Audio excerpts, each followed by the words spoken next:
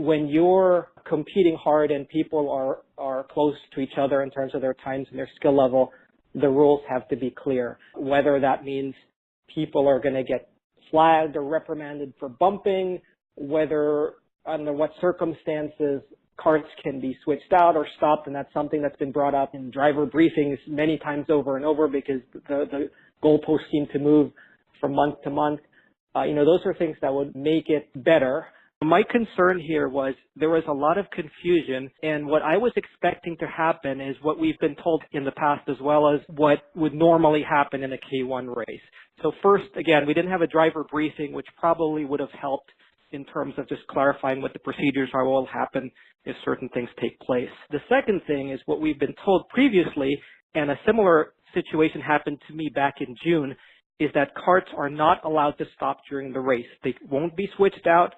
And if they're having mechanical issues or anything, you can't stop on the track. Last June, my cart was actually going at warm-up speed. It didn't just lose power, it lost all power.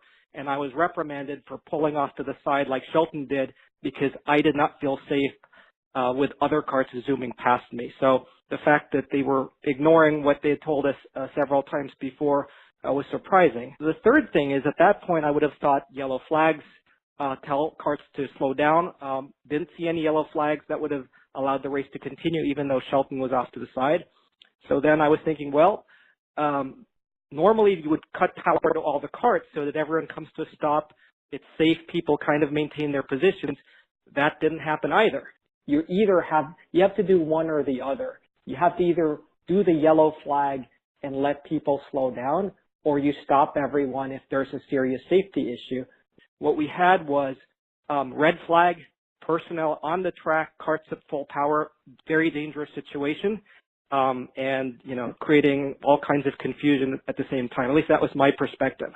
So failing that, I was expecting someone, whoever was in charge, to explain to us what was going on or what was happening. Couldn't get an answer from them, and basically I was explaining that what's going on, you're not following your own rules.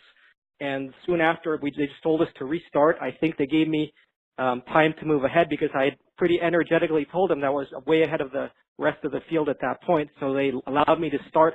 But at that point, from my point of view, the race was invalid. The results were, people were not in the positions they should have been. They were either going to be better or worse off. And so for me, whatever the result wasn't really going to mean anything.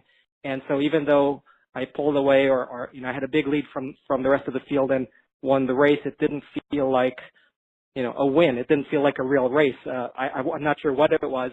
And I didn't feel like, it was a genuine reflection of whatever happened out there on the track. So at that point, I would have expected someone to meet us on the pits and explain what happened or pull the drivers together. Didn't see that. And I gathered my things and basically, walked out because I didn't feel like there had been a proper race. And so that's my perspective. I'm sure it's a very, narrow one. I'm sure there's a lot of things going on and people trying to figure things out.